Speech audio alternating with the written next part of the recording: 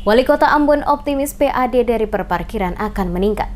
Wali Kota Ambon Risat Lohana Pesi optimis pendapatan asli daerah atau PAD Kota Ambon tahun 2019 khusus dari perparkiran akan meningkat seiring dengan akan diberlakukannya penerapan parkir per jam bagi seluruh kendaraan. Penegasan Wali Kota ini sehubungan dengan dirinya selaku Wali Kota telah menandatangani Perda mengenai perparkiran yang segera diberlakukan tarif parkir per jam pada sejumlah lokasi parkir dalam Kota Ambon. Saat ini kata Wali Kota, Dinas Perhubungan sementara melakukan berbagai sosialisasi ke masyarakat, terutama para pemilik kendaraan baik itu roda 2 maupun roda 4, untuk selanjutnya dapat mematuhi aturan yang telah ditetapkan. Dikatakannya saat ini pendapatan PAD dari perparkiran telah menembus angka 4 miliar. Oleh karena itu dirinya optimis jika nantinya pemberlakuan aturan parkir per jam dilaksanakan maka akan semakin meningkatkan PAD Kota Ambon. Bukan saja meningkatkan PAD Kota Ambon, tetapi dengan diberlakukannya parkir per jam, maka secara otomatis para pemilik kendaraan tidak lagi memarkirkan kendaraannya dalam waktu yang lama karena akan tetap dikenai biaya sesuai parkir.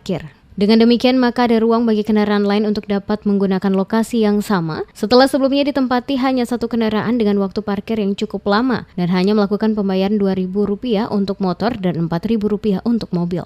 Saya rasa parkir ini di Ambon ini semakin hari semakin baik, ya. Indikatornya apa? Kontribusi kepada PAD itu kan besar sekali. Setiap tahun sekarang ini kan tahun ini kan sudah kurang lebih 4 miliar kontribusi dari parkir. Dan tiap tahun depan pasti akan lebih naik lagi.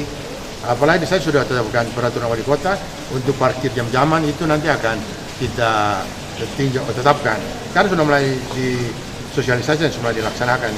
Jadi mobil itu dia 4.000, ya, 4.000. Lalu kemudian 1 jam berikut tambah lagi 1.000, tambah lagi 1.000 atau 2.000 gitu, ya, 2.000 lagi.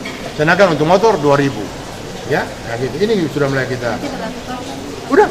Saya sudah perwalinya, sekarang perhubungan dan mentara sosialisasi untuk itu. Saat ini sistem perparkiran dalam Kota Ambon mengalami perubahan yakni pemberlakuan parkir paralel. Hal ini juga dirasa oleh para juru parkir akibat penurunan pendapatan dari retribusi parkir yang didapatkan di lapangan karena jumlah kendaraan yang bisa terparkir berkurang. Namun di sisi lain, pendapatan dari diberlakukannya parkir paralel, yakni mengurangi kemacetan yang selama ini sering terjadi saat para pemilik kendaraan akan keluar dari lokasi parkir.